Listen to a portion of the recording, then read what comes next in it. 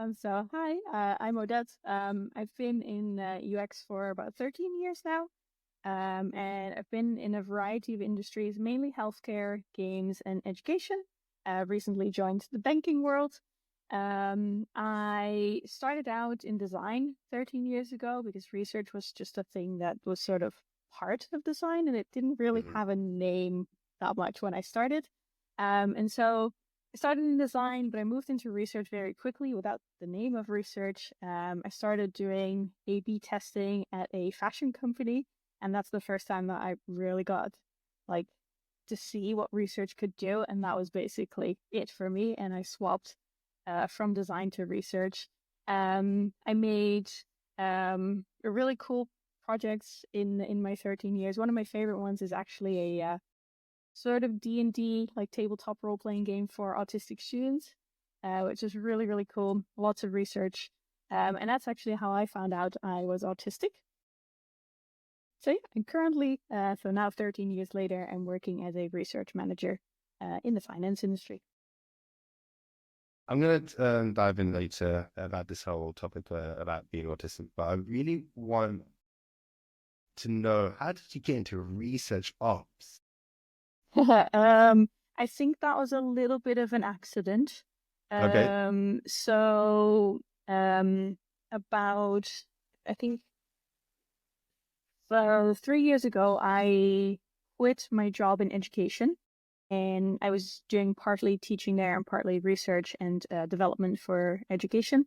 And then I started to work for a company, a healthcare company again, and basically the job was build us a research department. And that's when I actually first got in touch with research ops. And I only learned what it was called later on. So for me, it was organization and Hmm. planning and systems and processes and stuff, but I only found out it was research ops later. So yeah, sort of by accident. Yeah. Yeah, I fell into it the same way. I had the opportunity of building a design team from scratch. And that's how I really fell into design ops. That's how I kind of knew about it. And it was finding out from building a team from scratch and developing the processes and developing the scalability of the Yeah. team. Hey, it's a really new terminology. Like, can you explain to users who are listening to this podcast, what is your perspective of research ops? I think it's a combination of the people, the tools, the processes, the things that are required in order to do research, like the organization behind the research. It's like the invisible force behind the projects. Do you think research ops in general, it's still new in its infancy? And do you find there's still a lot in learning about how to optimize the research teams in general? I wanted, because the reason why I asked this is because design ops is still new and they're still formulating new ideas on how to build processes. But before I go into that, there's two scales of design ops. There's people who think about scalability of large teams, and there's people who think about the process. And that's where I find the industry is kind of divided. What's your thoughts on that on research, Rob? I actually think that they belong together, Yeah. right? Because your processes need to change if your team scales. And so for different needs in a team, there's different types of processes that you need. So while there may be different people responsible for each, they will have to work closely together. But for research ops so far, from the people that I've met that do a similar thing, and from my previous job and my current job, it's very much, it belongs to the same ops. You know, the team and the scalability of it is research ops. I want to bring up one of the key things that I notice in the industry. And to have a research op team means that the business see value in research. Now, there are a lot of people in the research field that are struggling just to get the buy to do real research. Now, how do you go about helping people who are in this situation based on your kind of research knowledge? Yeah, it's funny that you mentioned it. I think definitely when you look at the maturity in UX of a company, the lower the maturity, the less they know or think that research ops is an actual thing. Design ops is a little bit more known, but still not as much as what we would like. But research ops feels like the younger sibling that is desperately trying to get to that level. Like, hey, I'm Yeah. here too. And so I think for us researchers, a lot of times there's maybe one researcher in a company and 4 designers, 12 designers, 40 designers. And it's hard when you're the sole researcher. You have to show value because you are hired to do a job, but at the same time, you need to build ops. For me, it's very much a slow process. That's also my advice. Like, take it slow. Mhm. You want to work on a project with stakeholders that see some value in research because you want to build the allies basically within the company. And so you pick a team that wants to work with you, that sees some value that you can build with. And at the same time, while you do a project with that team, you start to build some processes. And so basically you start really small for one team. And if that works, you can show that to another team and then do Yeah. it again and slowly build out the processes and the systems. It's a hard one because I find a lot of and you can tell me if I'm right or wrong, Odette.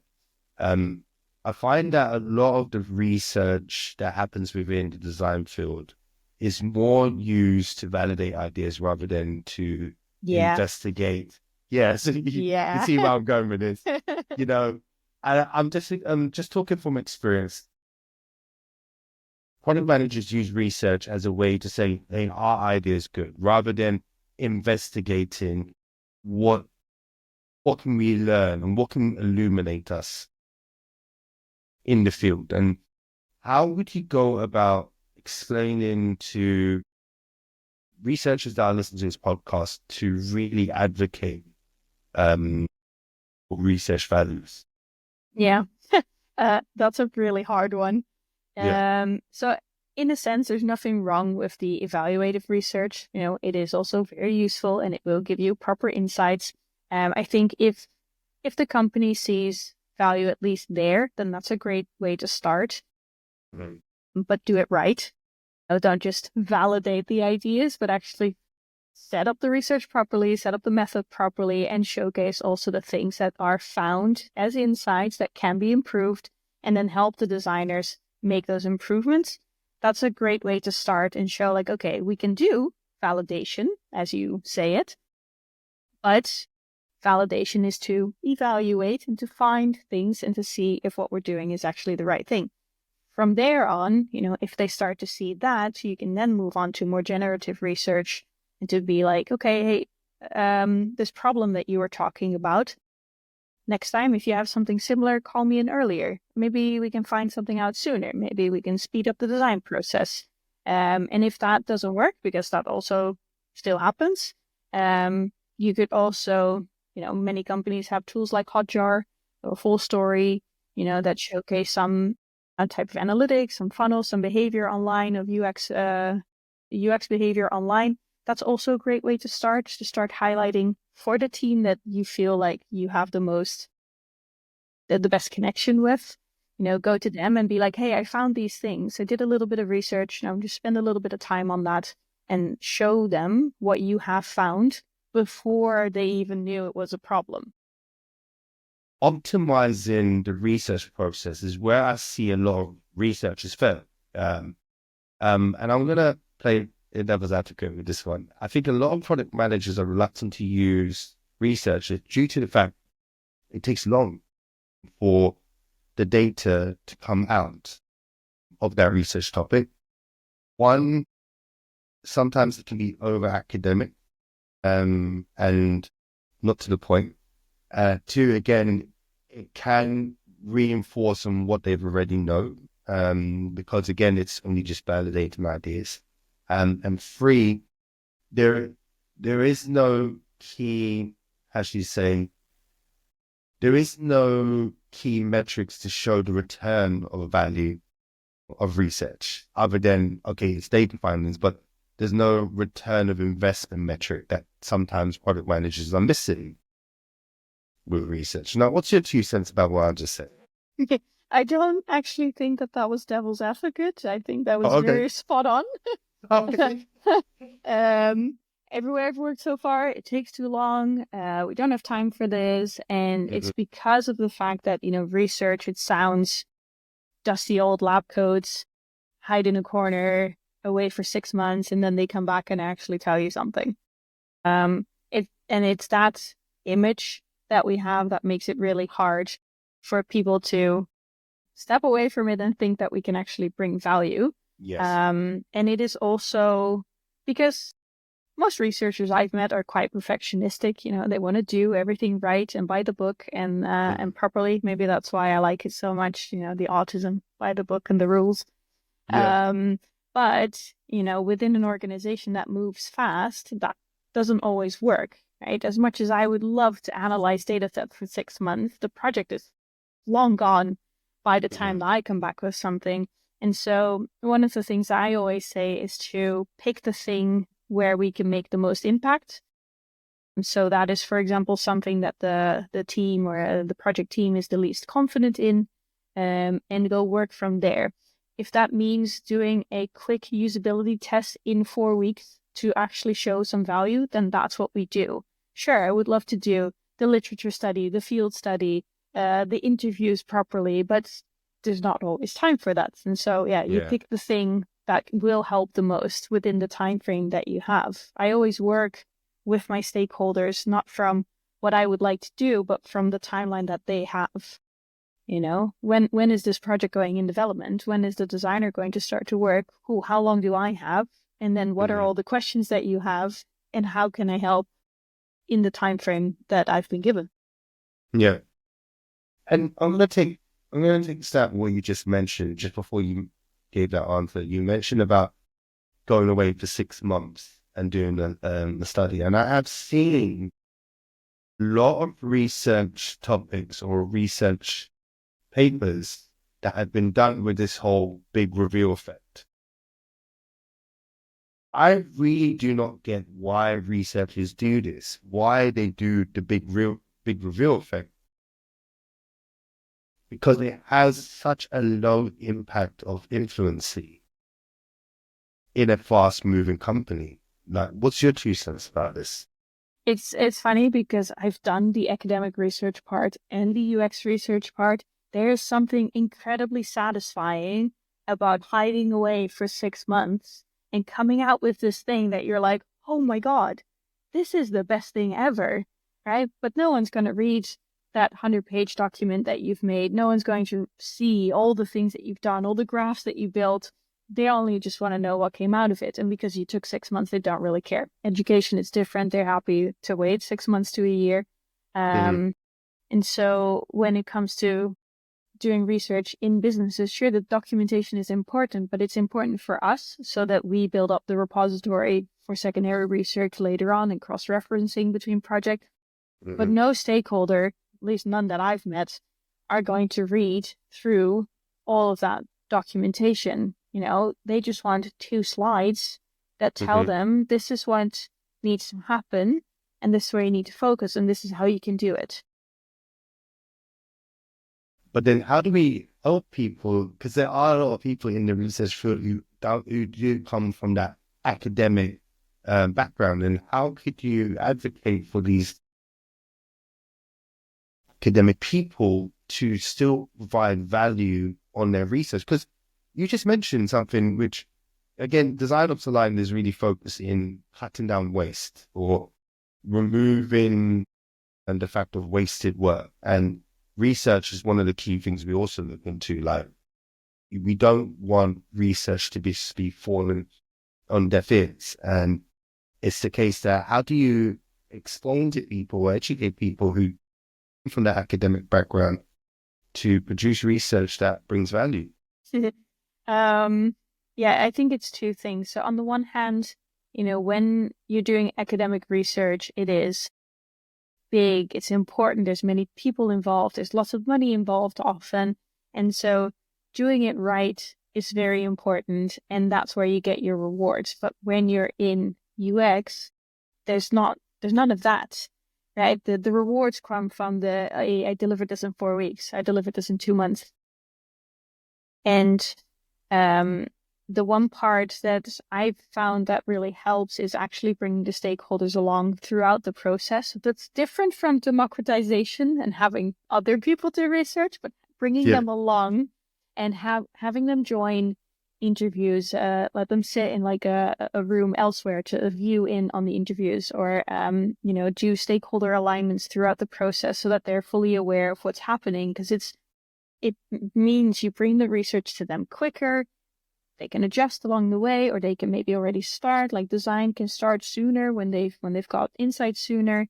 And the other thing, this actually comes from the gaming background a little bit, is to kill your darlings, kill your projects over and over again. There is no such thing as perfection in UX research. We can do as much as we can within the time frame that we have as well as we can, but perfection, there's no time for perfection. So I think that statement applies not only to research but also to design. There is no perfection in design, and that's a really good statement. I really like that one. I want to take a stab at this, and we met on LinkedIn.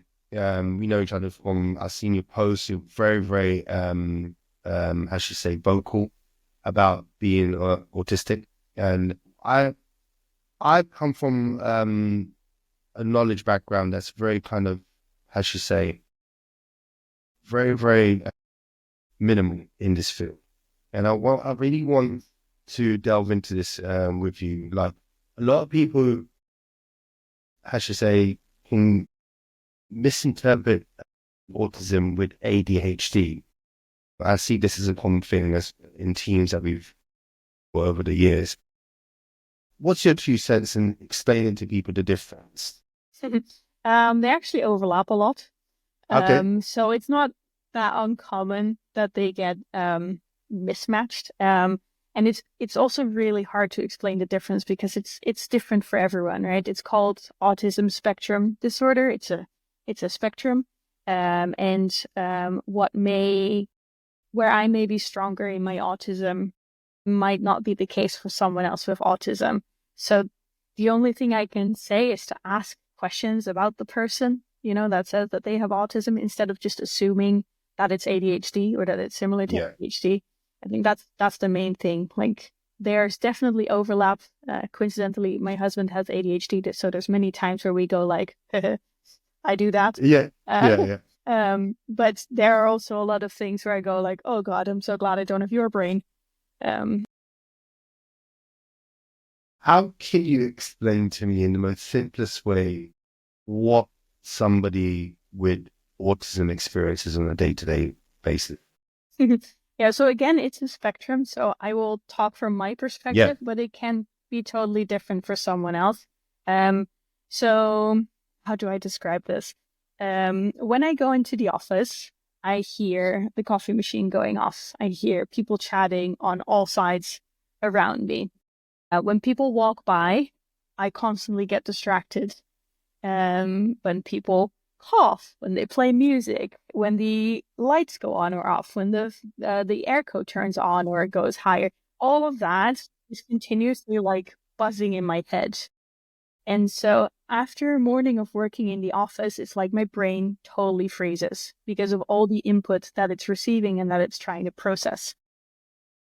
Someone comes in smelling of sweat or wears a very strong perfume or aftershave, that's killing me. Wow. And so the constant input that you have, that neurotypical people, so people without neurodivergence, don't notice or filter through very easily, is a lot harder for me.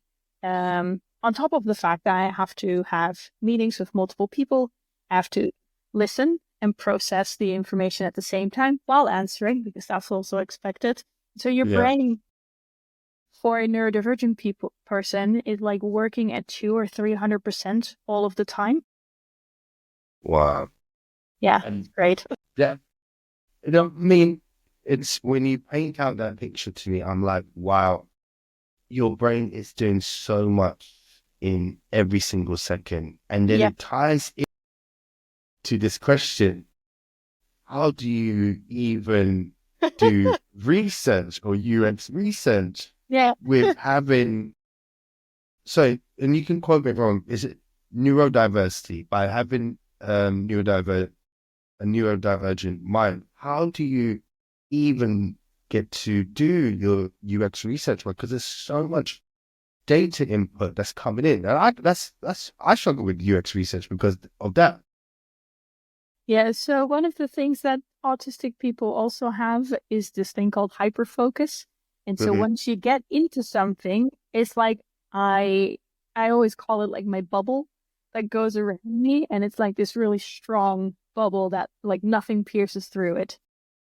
But to get into that zone, that takes time and effort, and that's really hard in the office. So I'm really happy that I can work hybrid, and my previous job was remote, which means that I can just shut off everything and go into that hyper focus mode.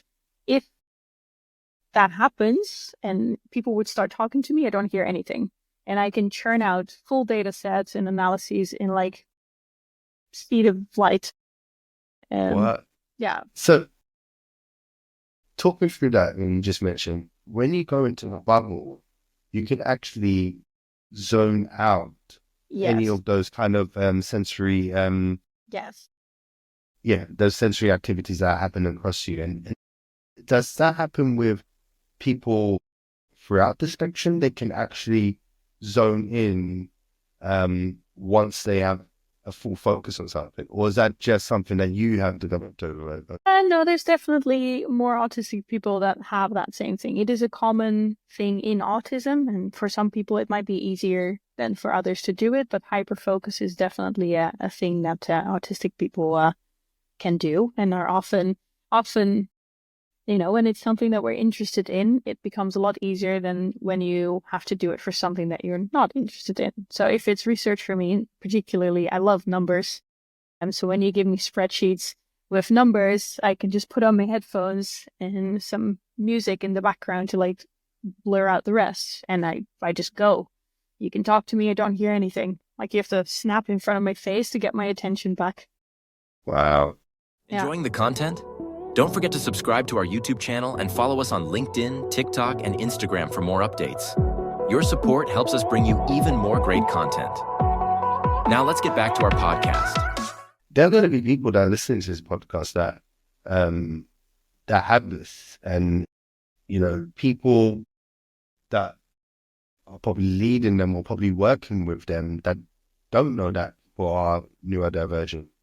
Let me take the first bit. Now, what advice would you give to people who are neurodivergent that want to come into this field? What's the best advice you think that you can give them?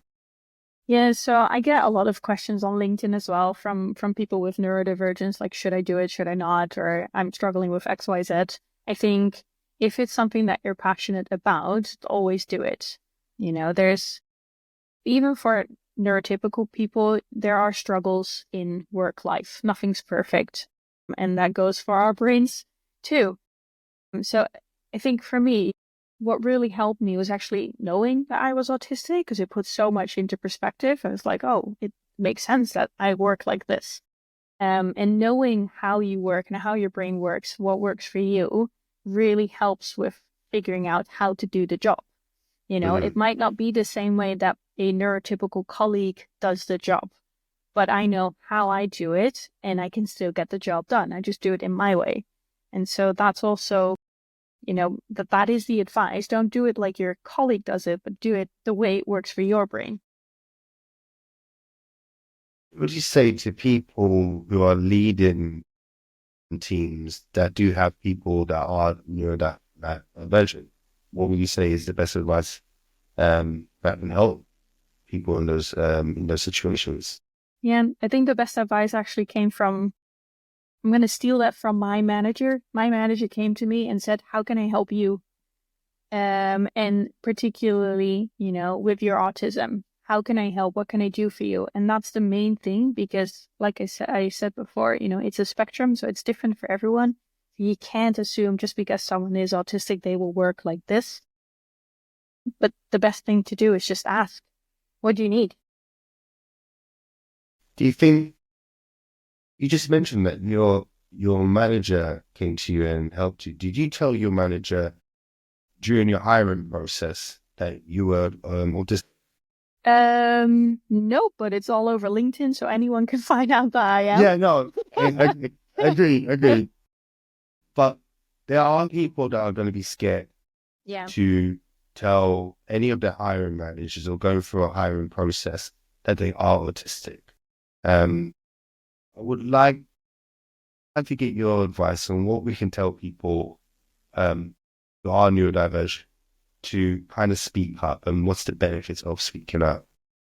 Yeah, so I think it really depends on the person, right? For some people, they have figured out a way to make things work and they don't want to talk about it. And that's fine too, right? As long as you understand how you work and you know you can get the right support from the company, if that's there. If you are not, you are still struggling with stuff, or you know that certain things you might need extra support on, then I always think it's a good idea to discuss it. And just to track back a little bit, I had a burnout about 4 or 5 years ago. That was part of me also starting my process into figuring out, is it autism? And when I had my burnout, when I was done, I started applying for jobs, and I had this, it was my previous job actually, a really good chat, and I was like, this is really cool. And my psychologist at the moment said to me, you should tell them about your burnout. And I was like, why? I don't want to come across as weak, or, like I can't handle the job, that sort of stuff. And that's a similar thing that people go through with autism, right? What if they think I'm stupid? What if they think I can't do it? And my psychologist at the time said to me, but if you tell them and they don't want to support you, then maybe it's not the right company for you to work at. Yeah. And absolutely. I think that's the same for autism. If you want to work somewhere and that company is not going to want to work with you, who you are, like the core of you, they don't appreciate that, or they are not willing to work with that, then why would you even want to work there? Yeah, you make a very, very good point. We're in a really weird time at the moment. The job market's crazy. Yeah. Everyone's trying to grab as many jobs as they can, or just get their foot into the field. But you make a very good point. If a company's not willing to take you for who you are, just don't do it, because in the long run, you're really doing yourself more detriment than benefit. Yeah. So yeah. I'm really glad. And you're going to end up looking for another job. Yeah. You're going to end up back at square one. And I'm really glad you brought that up. It takes a lot of courage though, Odette. It's not so simple. And I mean, simple for us to say it, so easy on a podcast, but people who are going through struggles and everything, and, and who might be listening to this podcast, my best advice is that if you are neurodivergent, tell your hiring manager, because at the end of the day, a good hiring manager would pick you for who you are and will work with you as your manager does. So yeah. I want to take a backtrack on what you just mentioned. So in this field, especially in design and research, collaboration is a big thing. Like, working with each other and brainstorming, and especially in research as well. In fact, you researchers go a bit crazy when it comes to collaborating. It's a funny one. They make fun of designers, but when I see researchers, I'm like, oh wow, they're pretty crazy when they're jotting down their ideas and everything. So, but what would you say to people who are neurodivergent to really overcome this sensory kind of impact in collaboration? Because again, it is part. Yeah, I think because I actually really like it, as much as it also tires me out at the same time. right? So for me, if I know, like, okay, I'm going to have a morning where I'm going to sit with the design team and we're going to work through these insights and see how they're going to work within the design and how we can make those changes, then I plan my afternoon for like more mundane tasks so that I can zone out my brain. I don't have to function properly and do those tasks later. For me, my brain works best in the morning after full night's sleep, so I schedule those in the morning. I like to work very organized and very structured because of the fact that my brain functions a lot better when I have systems in place. And so when I work with designers, I make sure that we have an agenda, we have a goal, we have somewhere where we need to be. And if we reach that sooner, then cool, then we don't have to drag on the collaboration either. So for me, it's that, making sure that, I know what I'm doing. And I know that when you work with designers together, which I love, you create something together, right? You bring those different puzzle pieces from basically different puzzles sort of together to make something new. And it's awesome. And you also get a lot of energy from that, or I do, at least I get a lot of energy from that. But yeah, it's tiring. And so the afternoon is for something else. And I think it's the main thing is, if you know how you work, if you know how your brain works, and you can adapt to it, and you can also overcome these things that are more difficult, such as collaborating with larger groups, with more input. Yeah. I was about to say, if you didn't have processes and structure in place, I wouldn't call it chaos. Research. Yeah, it's just, that's how I fell into design ops as well. I needed structure. I think that's probably where I might even have ADHD on that. I think I do have ADHD when it comes to, right way of processes and right way of documenting, because that's how I really found the passion for it. Because, if you have a good structure in place, you get the best out of your teams. And I think you just mentioned a really core thing. If you have good structure in place, being neurodivergent, you do build energy to prepare yourself for anything like that. When there's going to be a collaboration, and you know that your energy is going to be used or depleted, that you do prepare to rest, and you have that time to rest. And I think that's a good advice to anyone who's in this field. So there's this really cool theory that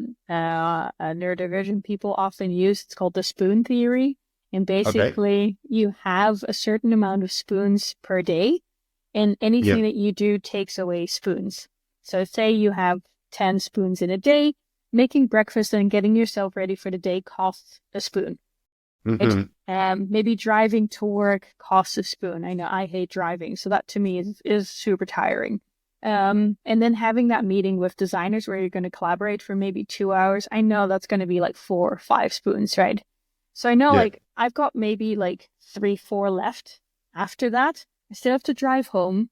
I still have to make dinner. I get my kid from daycare and get her to bed. That's 3 spoons. Maybe I have like 1 or 2 left. So that needs to go into something easier, for the afternoon. Yeah.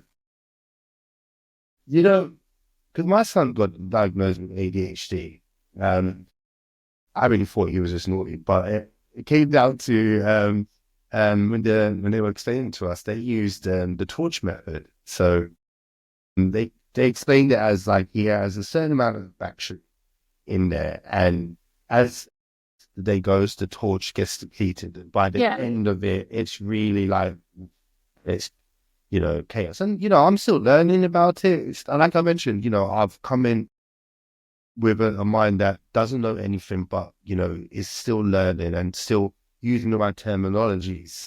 And as mentioned, as I started the intro of this podcast, I think that's where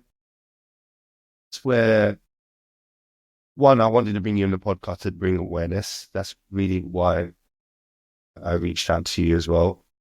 And secondly, people to learn and to adapt and to still be a part of this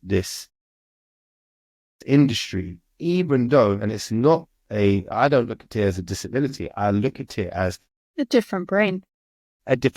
People are wired in a certain way. And that's where I think the conception or the perception that, everyone is just as good as the other person. They just do things in a different way.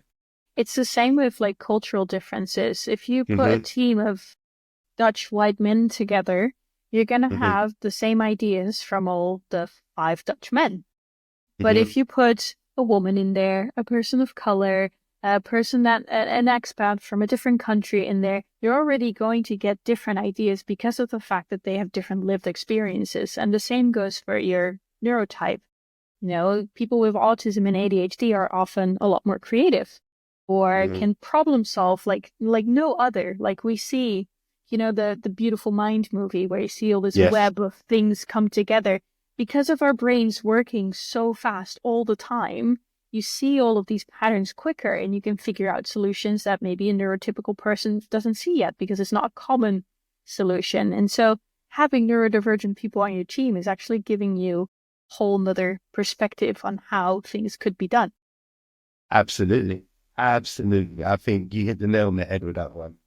You can actually bring in a lot of value by people who think differently too. Think differently than you. And I think, you've said it in such a brilliant way. I have nothing to dissect from that. I think, building a team of diverse people is where you bring the magic. And we all don't have to think the same. And that's not what makes a good design team. Really, everyone has their strengths and everyone has their weaknesses as well. Yeah, but it's good, right? Because you can help each other, counter each other, and just, Brilliant. I wanted to get, as we come up to this last bit of the show, I wanted to really get your advice for professionals and people who are stakeholders as well, or generally people inside the business. What advice would you give to people first on working with people with neurodiversity? just to talk to each other openly. No preconceptions or biases, just talk to each other and ask questions, just like how you would approach a research project, really. You don't go into an interview and go like, well, I already know what you do for a living, so I know exactly what task you do on the daily. You don't go to an interview like that, right? You go open, you ask questions. And it's the same thing with working with neurodivergent people. Just because you've seen a movie with an autistic person in it doesn't mean that this person in front of you is going to be the exact same way. Right? You would go, how do you work? What do you struggle with? How can I help? So it's that, approach it like a research project. That's that. I'm gonna dissect that because I actually can't dissect that, to be honest. You actually hit the nail on the head. Approaching like a research project, but I really want to focus on the approach bit. People are reluctant to tell this about. And as you mentioned, people see it as a weakness. And that's true. That's the way the world is looking at things like this. Yeah. Now, people who are not neurodivergent that work with people who are, I know what you said, have an open conversation.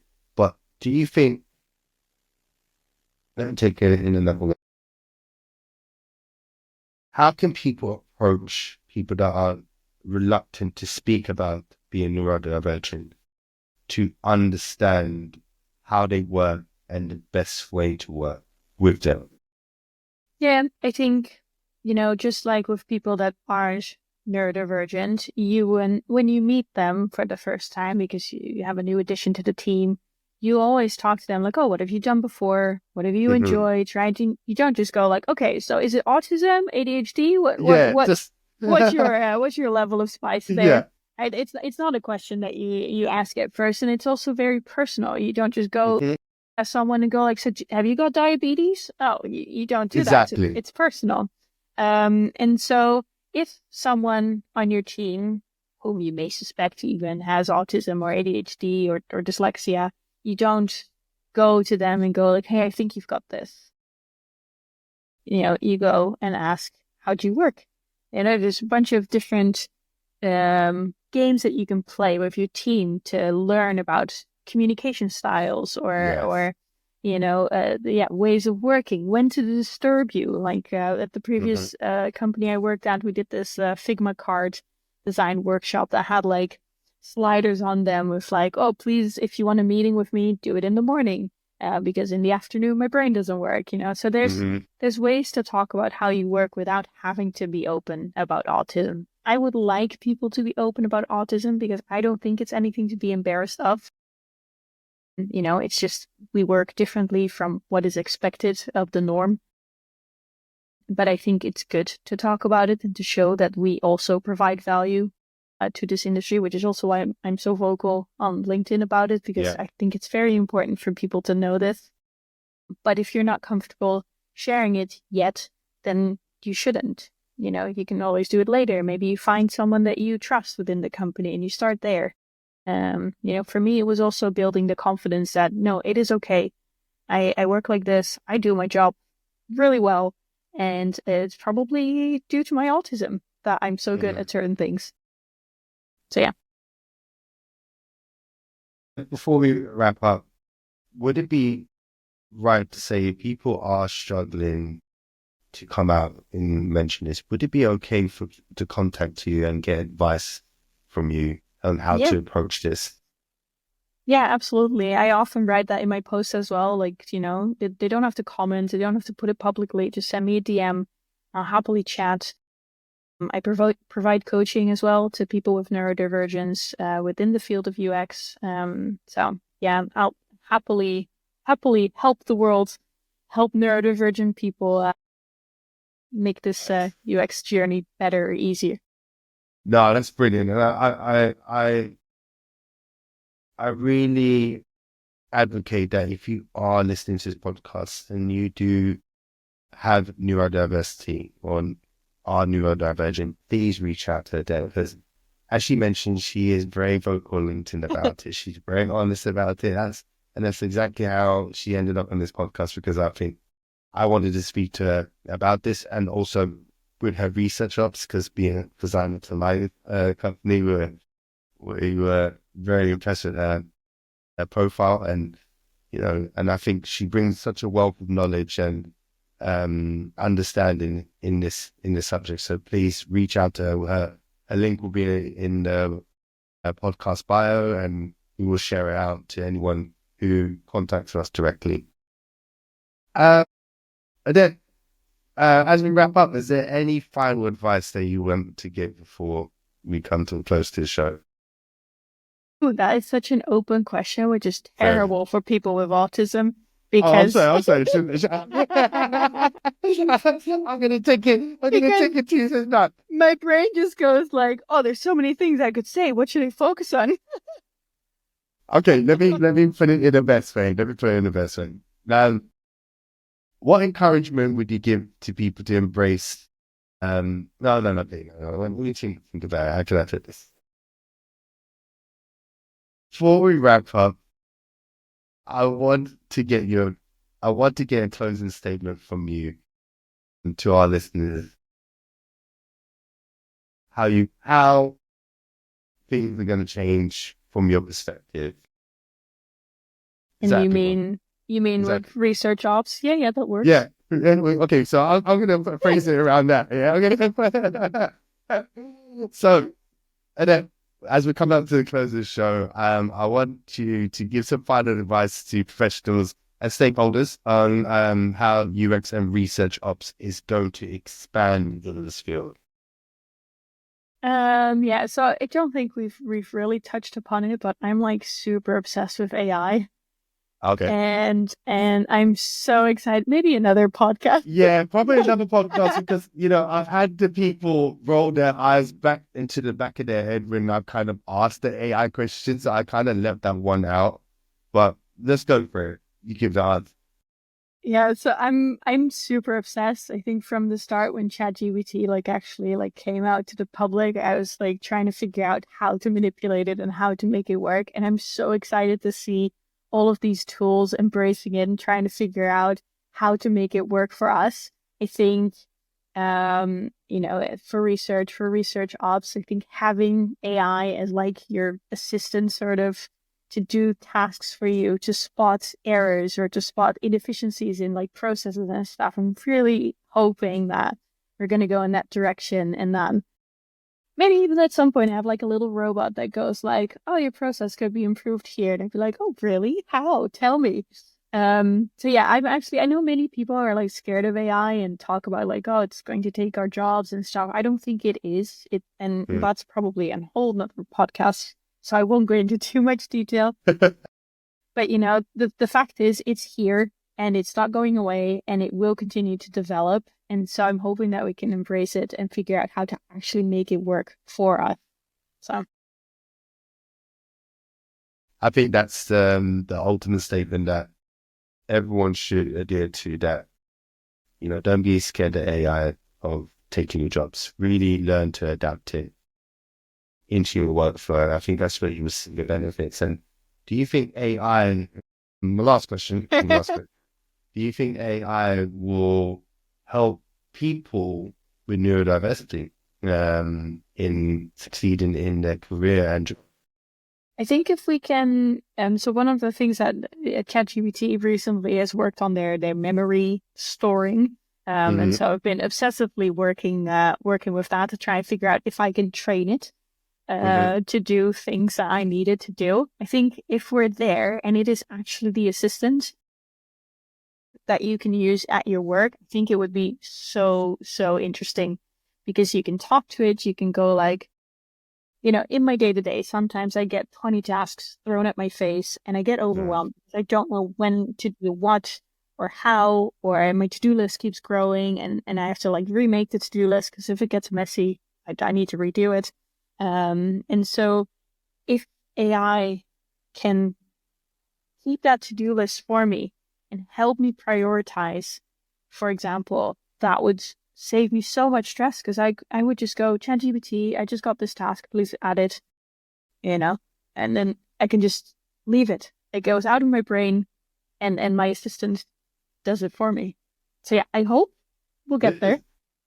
Well, I need you to expand on them. Probably we'll bring you on the podcast next time and see how you go on with that feature. So Odette, it's been a pleasure speaking to you. And I think, I'm glad you brought my awareness to this subject. I think it's something, I'm still learning, and I'm glad that you've given some really good advice to people out there. So looking forward to having you on the show again and giving more insights. And I might ask you that last question again next time, so that your brain just goes overload.